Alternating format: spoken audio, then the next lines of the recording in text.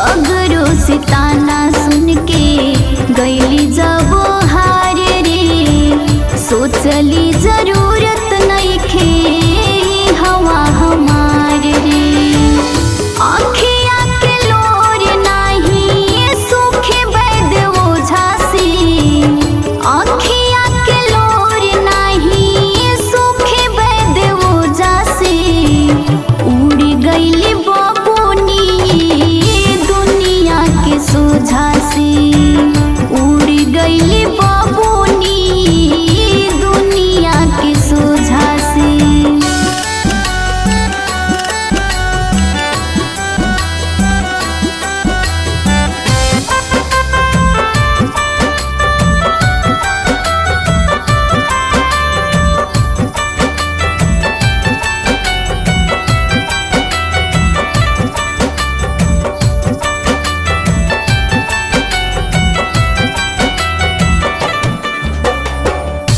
जाए विधाता का तू लिखल ई भाग में, देहिया झुलसल बाद हे जवा के आग में।